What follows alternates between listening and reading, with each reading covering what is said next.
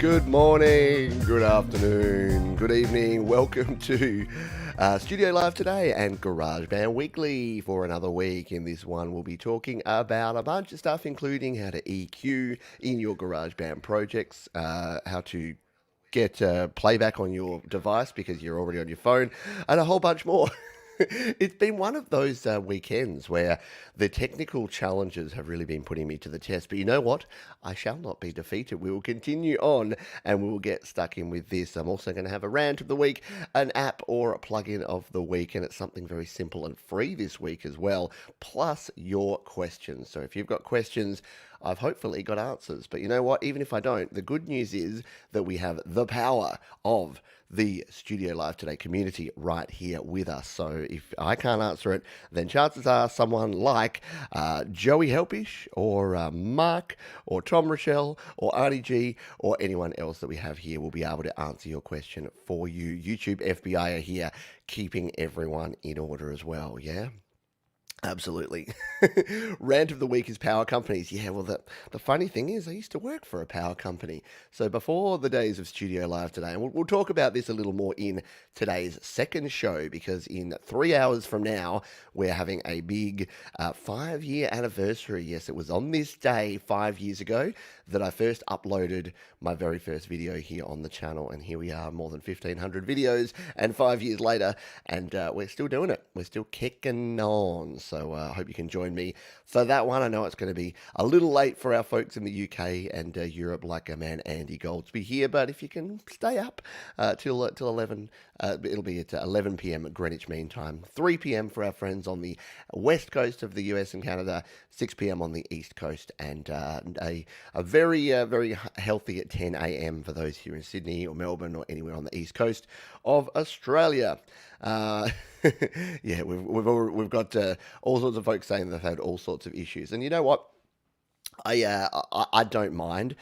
I try to be pretty zen about this sort of stuff these days, and this will be a little mini rant before we even get into the show because I'm still setting up here. So let's rant while I do that.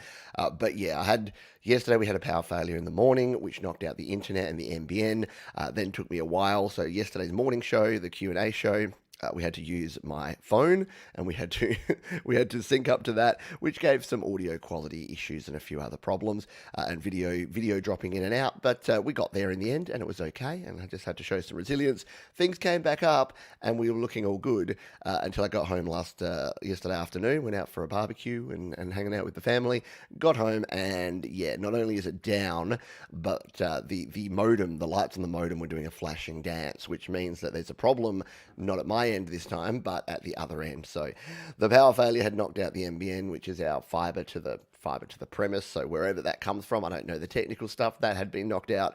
And yeah, I had to spend a few, probably 20 minutes on the phone with Internode, my provider here. And then they were eventually able to log a job, went over to NBN, and magically, as soon as I logged that job, an hour later, I got the updates on my phone, and it said NBN are working on it. And then it said NBN have fixed it. And I'm like, yeah, it was literally just a dude that was like on call, and he's like, the box is down here, and he just probably went there and went off, on, and then went back home. So hopefully the on-call technician dude that I made go and turn my internet back on and off, hopefully that helped him out. Maybe he got some overtime pay on a Sunday afternoon for doing that. We can only hope. But I must admit, because I was on the phone to this tech support for Internode is in South Africa. Interesting story, but yeah, Internode are based here in Adelaide, but they have their sort of follow the sun tech support, which means their tech support is done not out of the Philippines or India like most is for most Australian companies, but actually out of South Africa, which I find interesting. But as you know, South Africa are struggling quite a bit at the moment with some of the challenges with their situation. So when I was talking to that dude, and he was a really nice dude, and I said to him, I said, don't worry about it, because he was trying to help me out. I'm like, don't worry about it. I'll go and I'll watch some cricket. I'll have a beer, and then hopefully by the time I come back, you've done your magic and everything's good. And he's like, oh, mate, I wish I could have a beer. We've been locked down here, and we can't get out. We can't go anywhere. That's my bad South African accent. And I was just like, perspective, yeah? And I thought about all you folks, and I thought about different people in different parts of the world and some of the challenges. And I'm like, I know I have first world problems, and that's mainly because I live in the first world, but it did put some perspective on that poor Pete with a slightly flaky internet. Oh no, I can only use my 10 megabit internet, not my 100 megabit internet. Yeah, that's really in the grand scheme of things not much. Anyway, I've ranted for 5 minutes about not GarageBand, so why don't we dive in and actually talk about GarageBand? So, here's the news. Speaking of first world problems, I have a problem, and that is that I'm out of contract. Actually, that's not a problem. But I'm about to make a decision on a new phone. And the challenge is that I don't really know what to go for. And this is weird. People are like, they come to me all the time and they ask for advice around phones and iPads. And I've got entire guides. You can go to studiolivetoday.com/iPhone and you can get an entire guide to all the iPhones. But my biggest challenge is that I just don't know whether to go for the iPhone 12, the iPhone 12 Pro, or the iPhone 12 Pro Max. See, Apple have actually done a bad thing in my view here by having so many different phones. There's even the iPhone 12 mini, which is pretty cool because I actually like a smaller phone. I still kind of covet this. And then, of course, there's the iPhone SE 2020, which I actually really like. My wife has it, which is very similar form factor to this. And I just love how this fits in the hand. I love the home button. And I'm almost tempted by the SE more than I am the 12. The only reason that I really want the 12 is obviously the camera is significantly better. So I'm used to the 10S camera. The 12 Pro has a really good camera, or 3 really good cameras, and the 12 Pro Max has the new image stabilization going on as well. So that's the only reason I buy it. I really don't need a phone that big though. I really don't, and that's my challenge. And despite the fact that I do most things on my phone, and I do video editing, and I use GarageBand on my phone, I think it's just overkill. The Max screen is like, what is it, 6.4, 6.7, I think, 6.7 inches, which is almost iPad mini size. Like, it's almost like carrying an iPad mini around in my pocket. So I'm not sure that I'm going to go there. I will probably end up with the Pro. And the other thing is, and I know this is something that many folks that use their phones for audio and video come across, is storage. So do I go 128, 256, 512? And on my iPad that I use here in the studio, I've got 512 and I haven't filled that up. But because I use this for so much video editing, I'm kind of in a constant cycle of having to delete everything. So I'm thinking, and given that, like most parts of the world, I'm sure it's similar, you don't have to buy your phone outright, even though it's going to be a freaking $1,500 or $2,000 phone, you're paying it off over 24 months. So the difference between a payment of like $30 versus $35 and me having double the storage, yeah, it's kind of tempting to go the 512. So watch this space. And again, I know this is 100% the first world problems edition. Pete's power went out and then he doesn't know which fancy phone to buy. So don't worry, I'm 100% self-aware of how far up my own butt that I may be on this one. But it is interesting. And because I get asked this question by so many people, it's interesting to go through that myself and think, for my use case, for what I do in GarageBand and what I do in the Apple universe, what is the right phone for me? And it's interesting, I was chatting with a couple of folks here that are part of the community on Clubhouse. And yes, I know I'll keep talking about Clubhouse because it's the flavor of the month, and we're talking about phones. And most people are saying that they use their iPads and their phone is pretty much just like a phone. So they don't actually do a lot of creating on their phone. Whereas for other people, I know the phone, like me, the phone is like the creative hub. And because I'm on the go and I like to go out for walks and I like to go places and work in different locations when possible to do so, I like having the flexibility of having a good quality phone to be able to do that. Yeah, Joey Help is just saying max that storage. Tom Rochelle saying I'd go 512, especially for video editing. Dean says I also have 512. You'll run out of space if you shoot. And that's the thing, because it's 4K. The video and the video quality, you run out of space really quick. And if I have a really good quality camera on my phone, you better believe I'm going to be using it a lot more for a lot more of the Studio Live Today video. $1,000 for a phone is silly. Yeah, here in Australia, our dollar is worth even less, so it's actually more than that. I'm pretty sure the iPhone 12 Pro with 512, the retail price was something like $2,300, and I just pay that off over 2 or 3 years, and it's a little bit less of a hit. There you go, 512. Yeah, I think so. I think I'm convinced. I just needed you folks to tell me that. Yeah, imagine a 512 terabyte phone. We'll be there. I mean, come on. My first phone probably did have 512 megabytes. In fact, my first one didn't have. Probably didn't have any memory.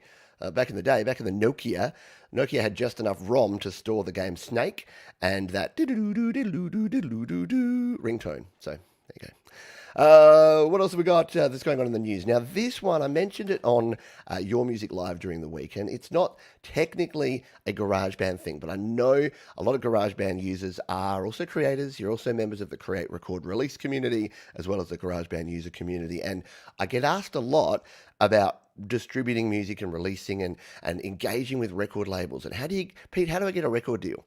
I'll rant about why you probably don't want one in a minute, but let's just show you if you did.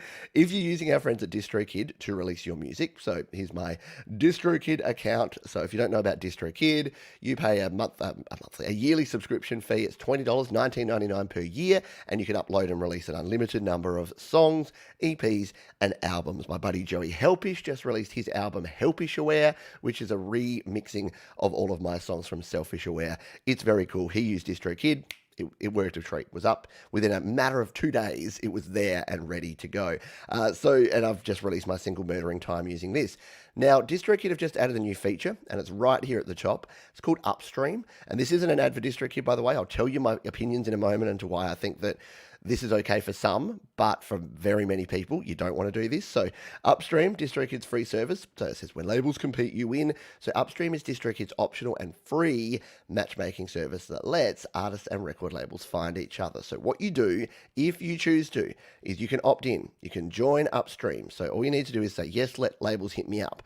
If a label listens to one of your tunes and you are distributing with DistroKid and they like what they hear and they want to reach out to you and offer you some sort of deal, record contract, if you want to say that, then you can opt in and then that can happen. DistroKid are the middleman. They're like the matchmakers. They're the Tinder in this experience. So they're helping the label swipe right on you. Or swipe left, as the case may be.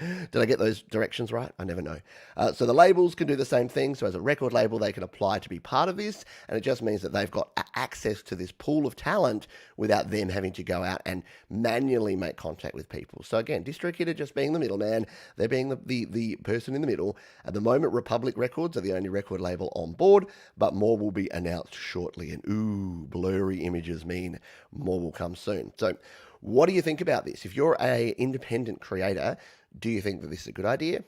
I've asked a bunch of folks and I've got varying different answers. I've got answers that are, yes, why not? Like, why wouldn't you do this? Because again, if you opt in and the record label reaches out to you and offers you a deal, you still don't have to accept it. You're not pre-approving. You're not pre-saying yes to anything. So you don't have to fear that, oh no, I'm giving away my rights to my music or I'm going to have to sign some shady deal. It's 100% optional. Even after they contact you, you can just still say, no, I'm going to stay independent. But that is if you are contacted by anyone. The downside of this, I guess, and I've said this a lot, so this isn't anything new, and this is nothing against DistroKid. I think this is cool for people who want it. I don't want it, and I know that there's many people who don't, because the challenge is getting signed with a record label, getting a record deal or a contract sounds really nice, but in reality, the vast majority of artists who sign record deals with record companies do not make money. In fact, it's worse than that. The majority of artists who sign with record companies lose money. So if you're an independent artist making a pittance and you want to make 10 times a pittance and you sign with a record company, well, it may be that they give you a nice shiny advance to go and make a record, but then if your record doesn't sell, then you will not have any money. And again, it may be worse than that. You may owe that money back to the record label. If it's a true advance, then they may send that back to you. So that's something to keep in mind here, that it sounds all shiny on the outside, but if you go onto YouTube, watch the documentaries about the music biz, listen to Rick Beato talk, listen to Warren Hewitt, listen to these guys who know what they're talking about. They will explain that the reason that being an independent artist is so cool is that you have complete control over your mixes and your masters, your publishing rights, all your distribution rights, all of your sync licensing. You control every bit of it. As soon as you give that away, yeah, it might be good on the surface, but what's the long term going to be for you? So keep that in mind. We're going to have a quick coffee break, and then we'll continue on. And yeah, if you do have Q&As, by the way, then you're going to then you can throw those here in the chat, and we'll try and answer these as well. Gary Hub says they want analytics too. If your music kills but your numbers suck, they will probably pass. Yeah, exactly. And the challenge, I really hope this doesn't continue contributing to the challenges that we're having with independent artists trying to up their vanity metrics like followers and streams on Spotify and using nefarious means because they think it's going to attract a record label. because this is Spotify and DistroKid and the actual record labels, yeah, this is one of the reasons why they did come and clean house recently and removed a bunch of songs that had potentially not legitimate streams, because they need to make sure that they protect the integrity of this. And they're certainly not going to go out and promote an artist if they think that that artist has generated any fake streams whatsoever.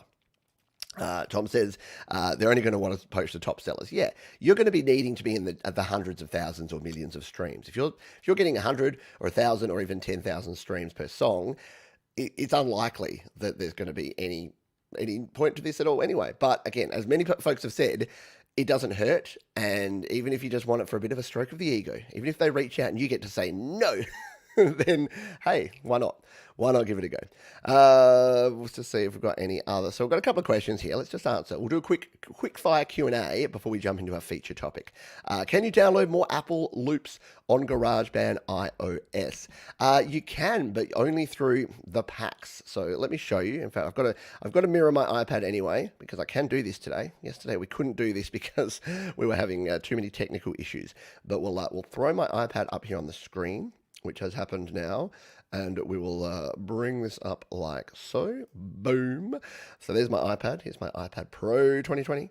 And if we go in here, we'll grab a song. Why don't we grab this Twinkle Twinkle Little Star. This is a good one. This is creepy. Using AirPlay, we'll plug in my interface so that we get not AirPlay audio. Just give that one moment and make sure that we have our audio coming through. Yep, that looks like it's good. We'll hit play. Yep, that's coming through the right spot. Creepy, creepy. So, loops here. As you'd be aware, if you want Apple loops here in GarageBand, you tap in the top right, and you've got all of these loops. You've got a heap of loops. Now, if you want to, like, so here I've got bass, so we can take the bass filter off. You've got all of your loops. If you want to have more loops in here, you go to the sound library, and you've got all of the different packs that you can get. So at the moment, that last count there was, is it 17? No, it's more than that. It's 21. 21 different packs, and many of these include instruments, but also sound loops and Apple loops and patches for Alchemy and all sorts of things. So come in here, tap on one of these, and if it has download or get there instead of preview, hit that one, and that'll download and add it to your Apple loops. If that's not enough for you, if you always want more, because one thing I know about the YouTube FBI is that they always want more, then you can actually import your own audio files, and they'll go into this file section here. So you can see here in the past, I've brought in a bunch of different various WAV files of various loops and things. So if we wanted to let's say here's a karaoke song that I brought in when I was recording with someone recently, like a backing track, or here's just a regular hi-hat loop. So if we grab this loop, all we've done is import this MP3 file, bring it on into here, and then you can see there that we can add in a new loop, and there's our little hi-hat, right? And I use a website called freesound.org. There are heaps of them. So anywhere where you can find free sounds, free loops, free samples, you can bring them in here, import them into your files, and you'll be good to go. If you want to learn how to do that, just search my name and import audio. So if you search Pete Johns, import audio, it will give you a complete description. And if you want to learn more about the sound library, search my name, Pete Johns, and sound library.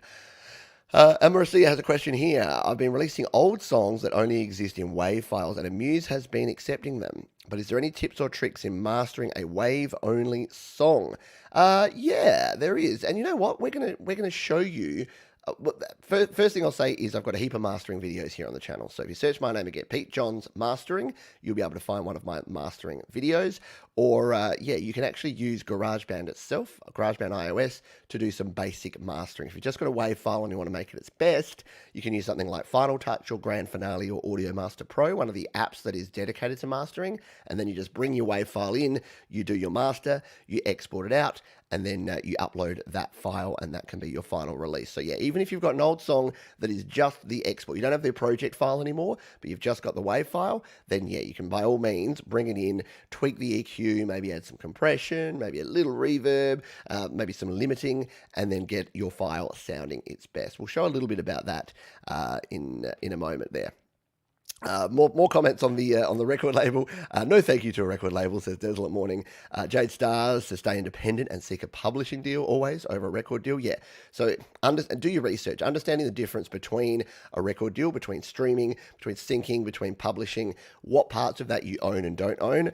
Most of the artists who've gone astray have been ones that have signed over everything, including the masters to their songs. Think about that. If you sign over the master of your song to someone else, they can use it in any way they like. They want to sell it to another artist to record, they can do that. They want to do a remix, they can do it. They want to do a re-release of your song, they can do that. If you don't have the ownership, you don't have the control, and if you don't have the control, then you can't complain about what happens to your music. So don't be, I don't know. For many of us, this is a moot point because no one's going to come at us with $100,000 check and say, "Hey, sign this record deal." But at the time, if you were an artist and you were struggling and you were trying to get your name out there, and someone came along and gave your ego a nice stroke and then handed you a big flashy looking check, the instant reaction can be, "Cool, I've made it." But yeah, read between the lines would be my my advice on that. Alrighty. Sorry, had to have some coffee. We've got other folks chatting about different things. Joe Glenn has a question here, which is while adding a chord to P bass, the icon turned green. While adding a chord to the P bass, the icon turned green. Why? I don't know. That's a weird one. I'll see if I can replicate. Might need more. This might be a more information one, Joe. That maybe you need to ask over maybe at the GarageBand users Facebook group, or we can try and get an answer to. But if we come in here. Let's add, so using the P bass, so I'm assuming you're looking over here, you're going to more sounds, you're going to the P bass, and you're adding a chord, so we're in chords mode here. Oh, no, we're in chords mode, so chord. So if we were just to record something in, I don't even know what this is going to do, but...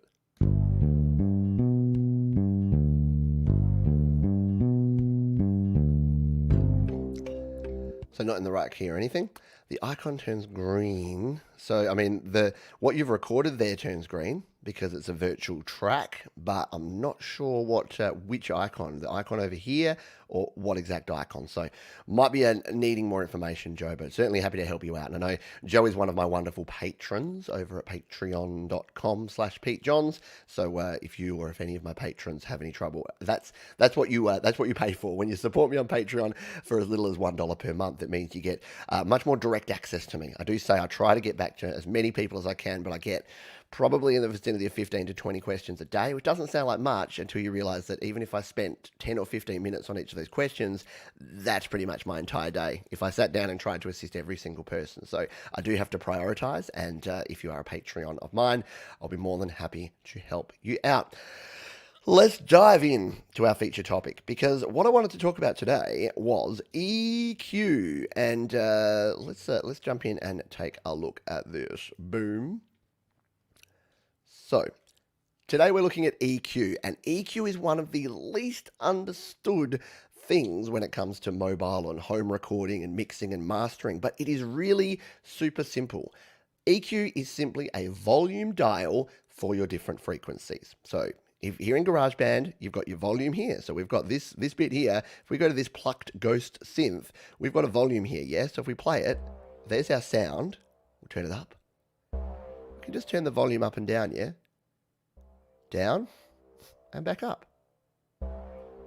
Cool. So we'll use a different sound here. Let's use this Toy Celesta because it's so creepy, and it's going to give us a little bit more sound here, and we can play around with EQ. So what do we mean when we're using EQ? Well, in GarageBand here, we tap on our plugins and EQ, a little slider fader here, and tap on this one here, right in the middle, plugins and EQ.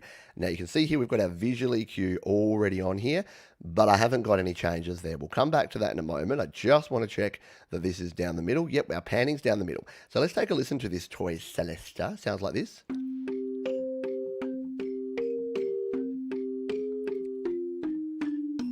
One of the coolest samples that we have here in GarageBand, especially if you want to make some creepy music. So there's our Toy Celesta. What we can do, if we want to EQ this, we come in here and we tap on this one, we tap Visual EQ. Now your standard EQ here in GarageBand has 3 bands. It has a bass, a mid, and a treble. And if we double tap on these, you'll see that they'll go back to their default location. So your bass is going to sit here at 200 hertz. So you can see in the top left, it won't be there when I'm holding it down, but if you tap and hold, it'll say 200 hertz. The mids here, the green one, Up the top there is 760 hertz, and your treble sits in here at 5,000 hertz. So these are just different frequencies. Now if you study music, you'll know the different frequencies of, your A, B, C, D, E, F, G. So frequency is just where a note is sitting in that range. So your lower notes are sitting all down here. You've then got sub-frequencies down here, which is like the rumble, that real sort of rumble of bass sits down here. It's not so much in the notes, but it's a rumbly sound. Then you've got most of your notes that sit in between here, in between, your 200 and your 1000 hertz. That's where most of your mid-range is sitting. And then you've got your treble, which again is not necessarily the notes. Like some of your higher notes are up here, but your treble is more of that airy feeling that you're getting, more of that high end. If you hear people saying, oh, it's got a really nice high end, it's the treble. So if you turn your treble up, you won't really enhance the notes as such, but it will enhance the overall treble sound that you get. So we'll double tap on each of these to bring them back. Now, if I play this sound, we'll first start with the bass. So I chose this instrument because it's kind of mid-rangey, yeah? So it's somewhere in the middle. So if we play this and we want to reduce the bass, we'll come here to where it actually starts in and we'll play it. So what you'd normally do, one of the most common things to do with bass is to remove everything here below about 100 hertz. And this is called a low cut or a high pass filter. So if we wanted to do that, the reason we want to do that is you don't want this competing with your actual bass instruments like your kick drum and your bass guitar or your bass samples and your pads and things that you do want to sit down below there. So if this sound had a little bit of bassiness or had a little bit of sound we wanted in there, we would bring this down. Let's show you how we do that. And hear that, how it's reduced that fullness of the sound. Here it is with the bass down.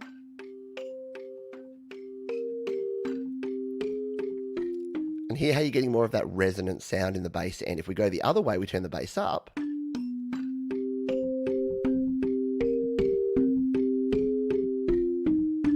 Can you hear on that toy piano, you're getting more of that clunkiness sound, more of that effect in there that's that clunk, clunk, clunk that is actually part of the instrument. So we'll bring the bass back to there. Excuse me. Now the mid-range, what we can do with this one and what a common use of the mid-range is to find a frequency and actually remove it. So if we had a frequency that was really not sounding good in this sound, we can do what is a common method, which is sweeping. Now you'll use this when you're starting out just to learn where your frequencies sit. After a while, you'll kind of know the frequency area that you want to actually enhance or reduce. But if we use this, it's a good way to learn. If we come back to the start here and we hit play on this again, let's bring the mids up and you'll hear as we go left and right which of these notes it's actually enhancing.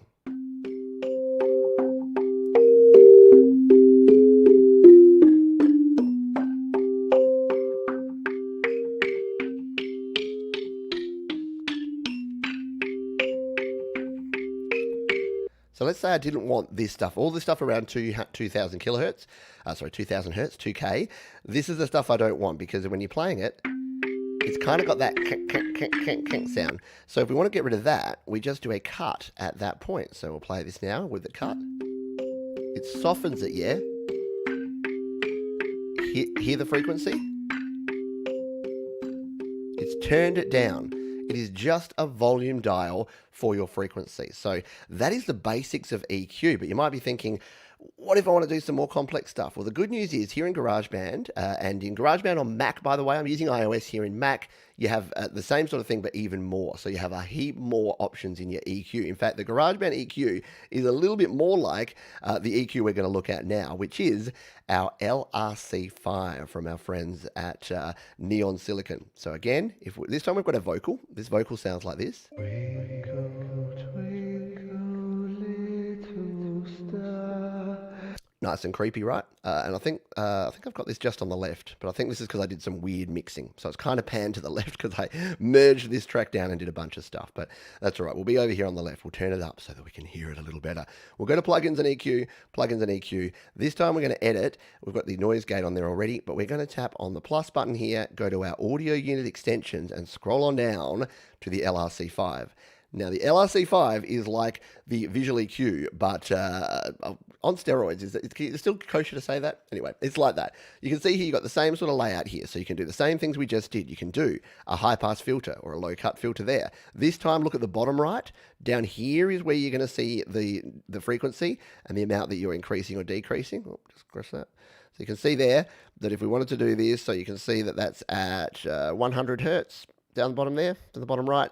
So if we want to do a low-pass filter at 100 hertz, we could do that. Same sort of thing as we did there. You can do the same sort of thing at the top end here. You can give a little air. Actually, we didn't do that before. The other thing you can do at the top end that we'll cover on this one, if we hit play. Twinkle, twinkle, little star, Here you get that. how I wonder what you are. Or I'll remove the treble. Above the world. And this track seems to have not only the vocal, but also the that sound in it. I don't quite know what I did here. We've got another vocal down here. Maybe we'll play with this one. Is this one just the vocal? Star, Yeah, it is. how I wonder what you. I've done some weird thing where I've got this one pan left and this one pan right. Anyway, we'll go back to this one because this one seems to have more stuff going on in it. So if we go back here to LRC5, the beautiful part about this is that we have 5 bands here. So you can make boosts and cuts at 5 different frequencies just using that same approach that we had before. But the good thing about this one is we can actually adjust what's called the Q setting. So if we tap on this one and we pinch with 2 fingers, grab 2 fingers and spread them apart, see what happens here?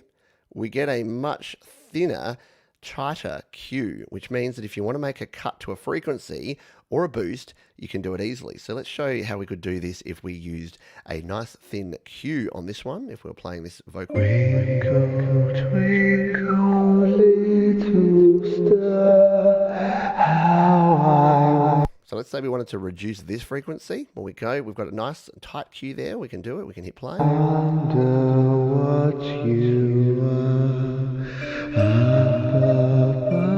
So you can actually go in there and have precise control over that. So that is what I wanted to show in this video, that EQ is not some crazy voodoo magic thing that needs to be super confusing. It's actually super simple if you break it down to the fact that it is just a volume control, but it just happens to be a volume control where you can control it at a bunch of different frequencies. In the case of LRC5, you've got 5 different frequencies. In the case of your visual EQ, you've got 3 different frequencies, and you're just turning the volume of those frequencies up and down as part of your mixing process here in GarageBand iOS.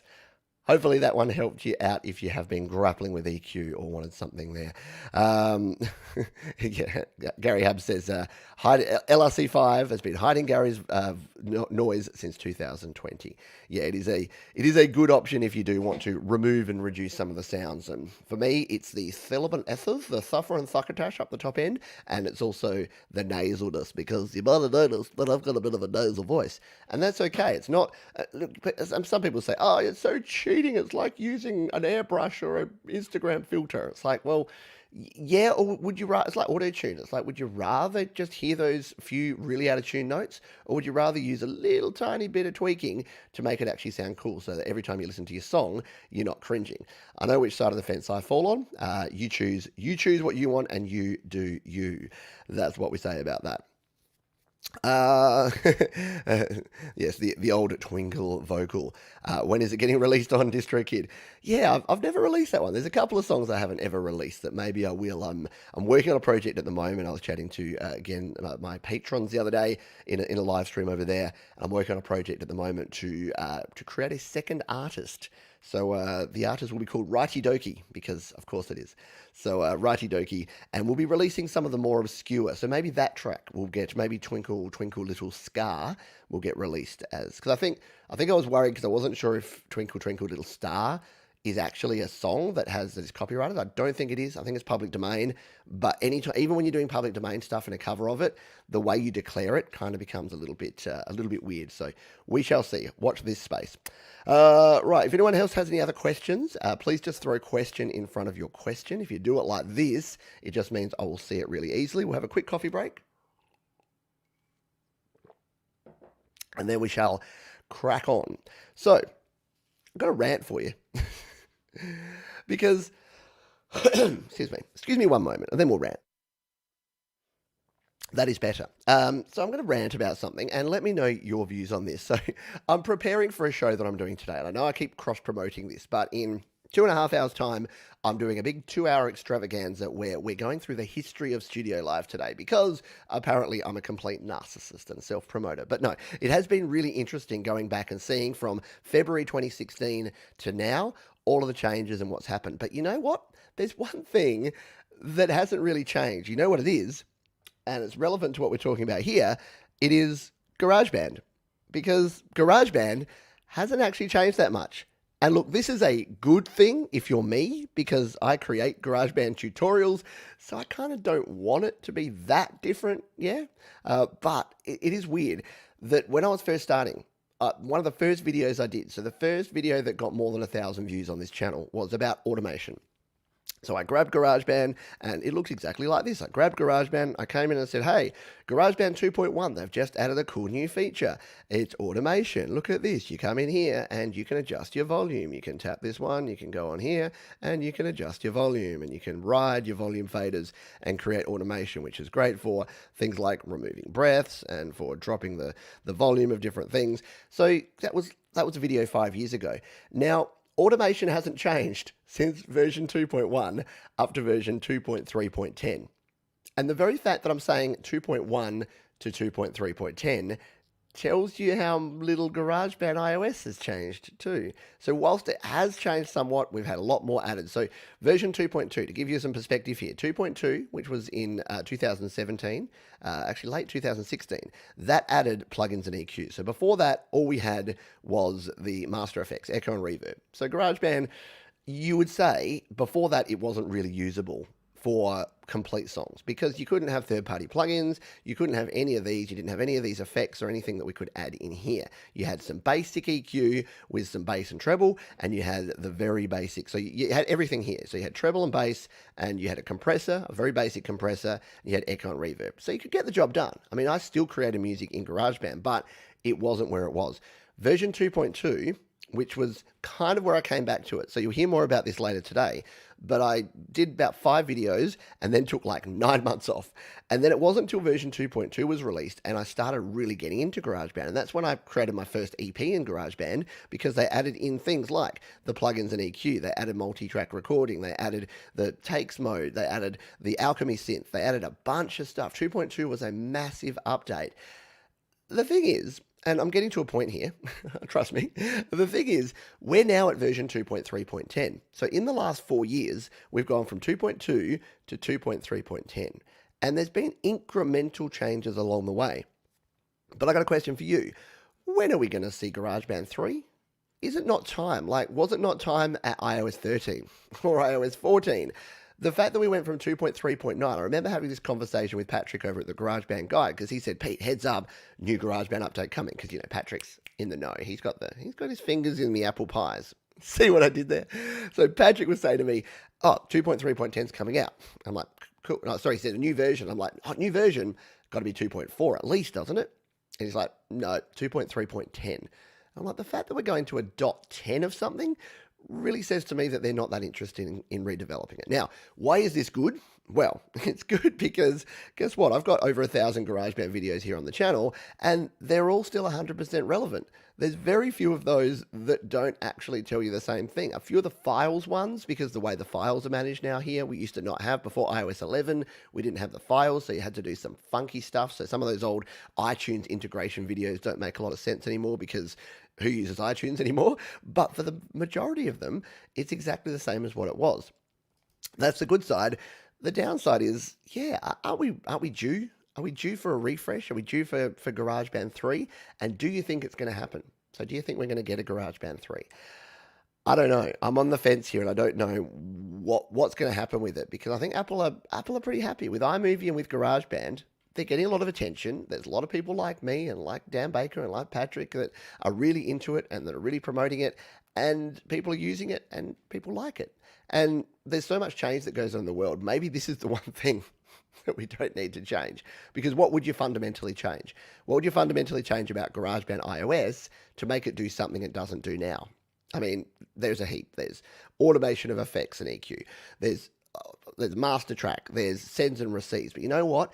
Every time I think about one of those things, I think about the flow-on effect and how much more complex and complicated GarageBand will be. And as someone who's been creating tutorials about GarageBand for nearly 5 years, let me tell you, people are already confused by GarageBand. There's already 101 different options in here, and people already want a simpler way to create music. So I think Apple are caught between a rock and a hard place in that a lot of their super fans, like me, would love GarageBand 3. But at the same time, they realized that they could do something like Cubasis or like Aurea did, and they add a bunch of features, and then suddenly people are like, oh, it's too unstable, oh, it's too slow, oh, it's too hard, or the learning curve's too steep. So it is going to be challenging. It will be interesting to see the direction of 2021 when it comes to GarageBand. But what do you think? I'd like to know. Let me know in the comments here of what you need. We've got Michael Cope here says, I think we need a new GB to include more features, more automation, auto punch in and out, or we need Logic for iOS, right? That's the other part of it, yeah? That's the other part of it. Goran says, I think that Apple don't care about Garage, but maybe they don't update it anymore. Yeah, maybe. Maybe we don't see any more updates. That could be interesting. Tom says, I think they're waiting for universal versions when the silicon chips catch on fully. And that's the other thing. And I know I've ranted about this. In fact, we've got a show coming up later this week. More on that in today's show. But Patrick and I are getting together again. Patrick from the GarageBand Guide. We've both now been using Mac M1s for over a month.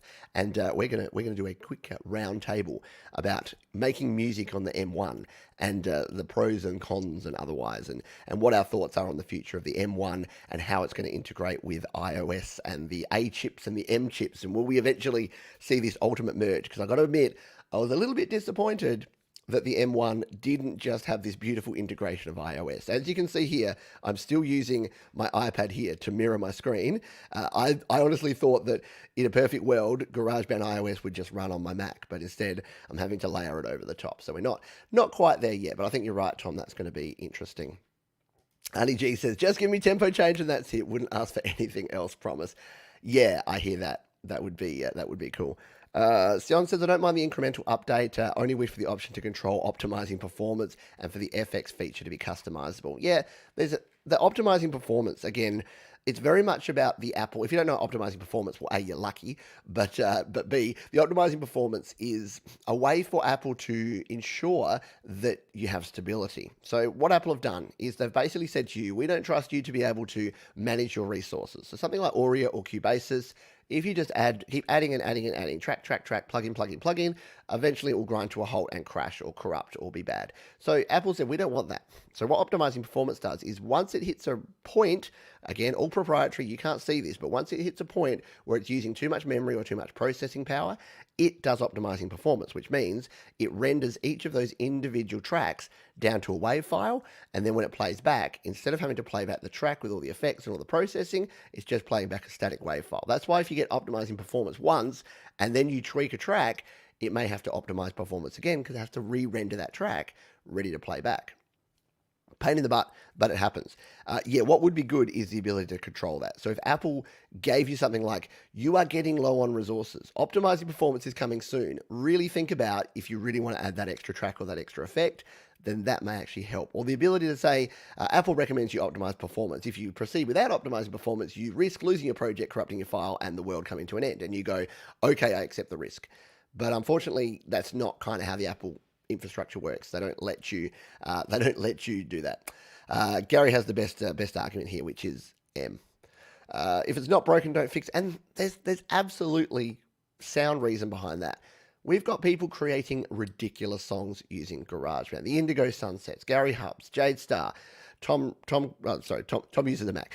We've got a bunch of folks using iOS creating great music. So yeah, again, if it ain't broke, maybe you don't need to fix it. Maybe it doesn't need that much work. I don't know. Yes, Tom says if they gave you the ability to freeze track when resources get low, you wouldn't need it. Exactly right. A track freezing option where you manually choose to freeze it. It then just renders out a WAV file on the fly, and then you don't have to think about it. That would indeed be awesome.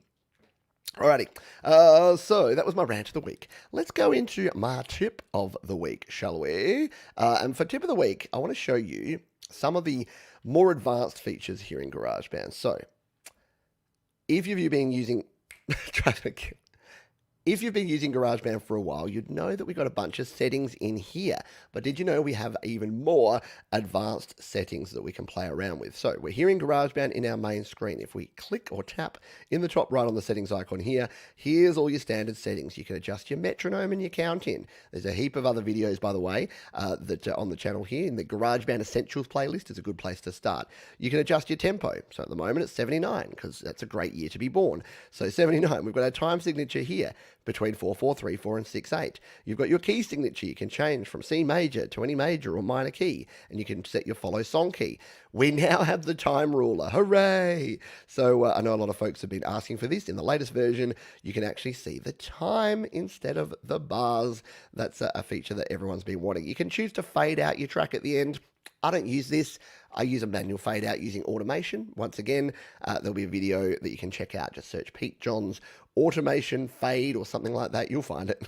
We've got the notepad here that you can go to. We've got Jam Session, which I don't use. Dan Baker did a video on this recently, which looked pretty cool. I need to check that one out in more detail.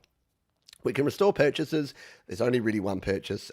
It's the red pack that if you were lucky enough to get back in the day, I don't have it. You got your help file there, but we've got some advanced settings here. So let's jump in and take a look at what the advanced settings do. If we tap on that one, we have multi-track recording. So this allows you to actually record on more than one channel at once. Now, don't get too excited because if you've only got a single channel interface, you can still only record one microphone or one guitar, but it means that you can actually set up and record on two channels at once, even without having a two-channel interface connected. So how that works is if we're out here on our tracks, so we have these two tracks, we wanted to record that one and this one, we tap the record button.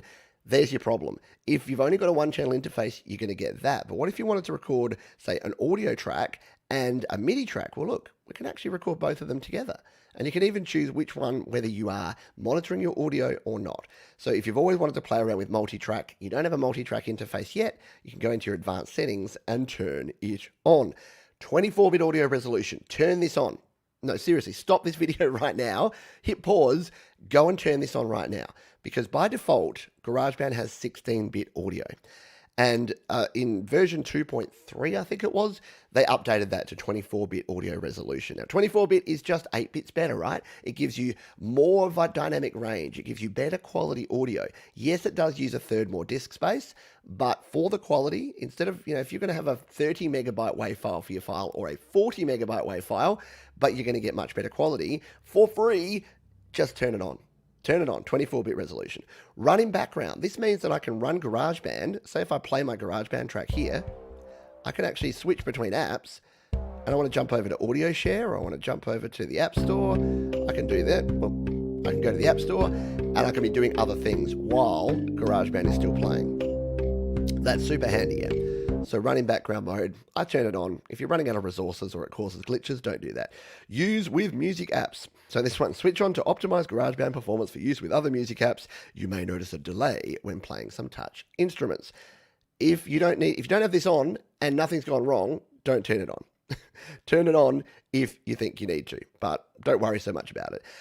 Bluetooth MIDI devices, if you have Bluetooth MIDI devices, you can connect them there. You can see in the past, I have had Bluetooth MIDI devices.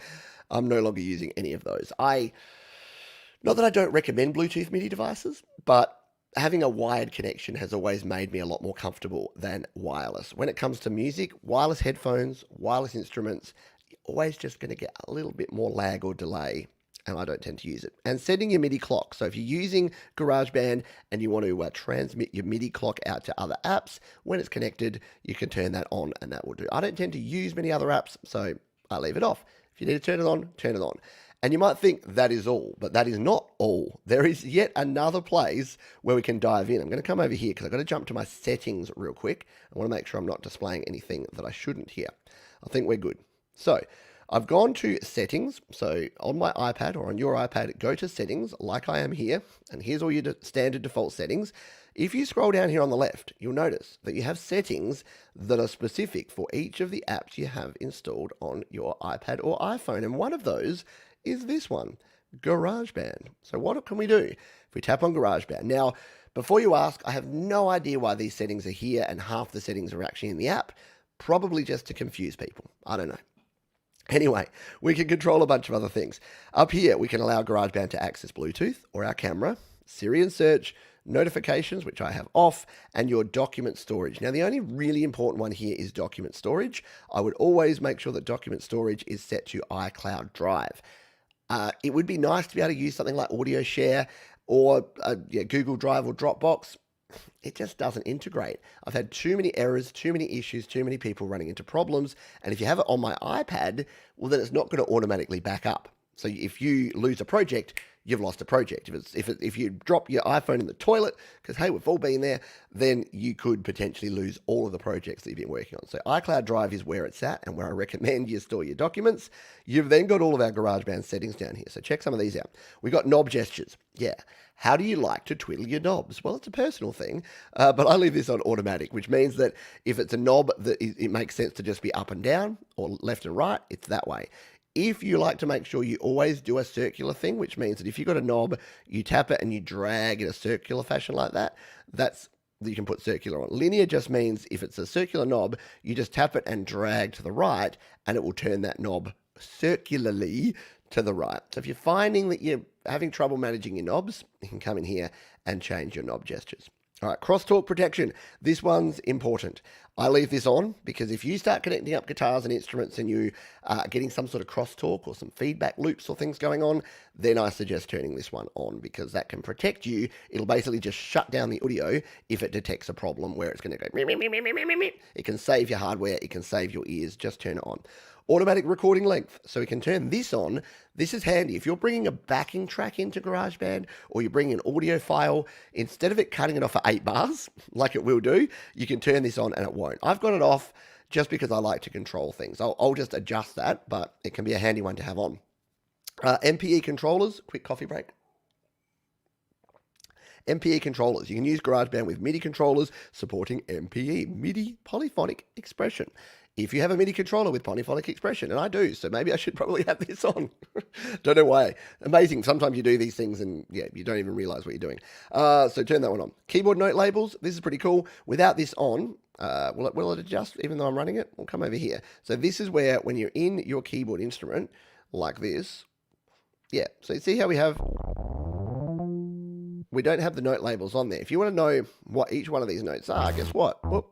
We can swipe over here. We can turn, we've got to go back in. GarageBand, keyboard note labels. There we go. So then we can come up here, go back, and like magic, check that out. We've got all of our note labels ready to go. So you're like, oh no, I don't know where my F sharp is. Yeah, now you do. You can get your F sharp without a problem. So that's a handy one that I'd always suggest turning on, especially if you're learning instruments or you're new to music in general. Turn it on. Coming on down, only got a couple left to go. Enable iOS effect plugins. You want to turn this on because this will help you with our next section, which we better get to because are we at time? We're nearly out of time. We may go slightly over here. Sorry, Jade. Jade Star does a show straight after this one, and I was running late today, so we're a little behind. So, if you turn that on, then you get in addition to your regular plugins and effects in here, you actually get a whole bunch more. Look at this. You get all of these. Oh, hang on, down the bottom. You get all of these orange ones. You get 15 Apple AU plugins, one of which we'll show you how to use in the next section here. But you might as well turn that on. You might as well get those additional plugins. And the final one here, the final one that we have here is to reset GarageBand. So if your GarageBand is crashing, if you're ever finding that GarageBand will not run, you can use this one. So I won't turn it on here. It won't affect any of your projects, but it will affect some of your settings. So some of these other settings that we had in here and some of the settings I showed you at the start of this section, it will affect those. But if it's not running, you kind of need to try it anyway. So you turn that on, you run GarageBand. The first time it reruns, it basically does a factory default restart. And if you're stuck in something or if your GarageBand won't run, reset GarageBand, you'll be good to go. All right. That is it. That is all of the settings. Every setting here in GarageBand, every setting you wanted to know, but we're afraid to ask. So now you can get your GarageBand set up and running super, super smooth here on iOS. Final section here. because we've run out of time. So we will make this the final section. Someone was asking earlier in the show about if you had an old WAV file, how would you master it? Well, I'm going to show you a very cool plugin here. If you want to do some very basic level mastering in GarageBand, there is a limiter. It's kind of hidden, but I'll show you where it is. So if we have this track here, let's just say that we wanted to master this track. Well, the first thing we can do is merge this down. So if we tap on this drum and we hit the merge option, let's say we just want to merge all of these tracks down into one stereo WAV file for mastering. Well, all we need to do is select each and every track like this. There we go. There's all of our tracks. And then we hit the merge button. What this does is it takes all those tracks, it'll merge them on down, and it will put them into one stereo file. When we have this stereo file, we can then use this to actually tweak our songs. So there it is. It's normalized.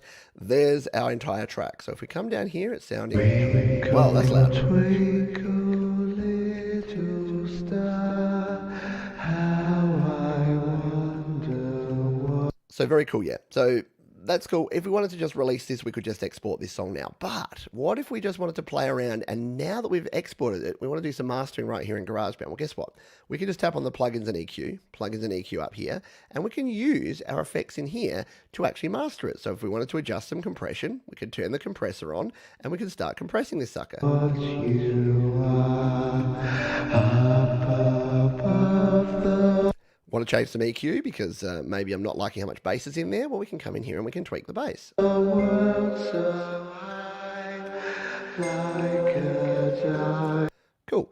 And you might notice there that even the panning, like the panning here, it's a little bit too heavy on the left. So we can come in here to the panning on this master track and we can actually adjust it. So let's try this. Twinkle, twinkle, little star, how I wonder what you are up above the world. There you go. Seems to be a bit more balanced if it's around in there. So we can do all that. But the one thing I wanted to show you here that is cool is that we've also got a limiter. So a peak limiter or a brick wall limiter is like turning your volume up, but instead of it just clipping and distorting when you get to the top volume, it'll actually hit a brick wall. So it'll lift your volume, but it won't let it go over a certain level. So it kind of brings up your quieter parts, and it can be great for that final mastering process here in your song. So if we come down here, it is the AU peak limiter, which is this one here. And it's very, very simple. All you've got here is an attack and a release time. So for this, I normally put the attack a little slower, the release a little faster for mastering, and then you've just got a gain knob. So if we play this track, you'll hear that we can turn it up, but it's not going to clip and distort. Let's take a listen. So high, like a diamond in the. So you can just get a fuller sound with your recording by adding a limiter here in GarageBand. Now, if you go nuts, you can, even with a brick wall limiter, you can force it to actually clip. So if we play this and we turn it all the way up, take a listen. Up above the world so high, like a diamond in the. Can you hear that pumping? Can you hear that? It's trying to keep it down below that level, but it's not having a very good time of it. So do be subtle with this. Do use a little bit, but it's a really quick and easy way, even if you don't want to use this, because there's other apps. There's Final Touch, there's Grand Finale, there's Audio Master Pro. There's a heap of ways you can master your tracks. But if you want a really quick and simple and free option, just merge down your tracks, jump here into your plugins and EQ, add the AU peak limiter, and you will be off to the races. Hopefully you found that one handy. There you go. We are right on time. In fact, we are over time now. So I just got a couple of final things to say. If you do have any questions or comments or suggestions, please leave those down in the comments below. If you're watching on the replay, don't worry, we love you just as much. Coming up next, you can jump over and check out Jade Star with How To App, where she's looking at the recreation of Mattel's Optigon organ from 1971. That should be super cool AF, which, as we know, means cool and funky. Yeah.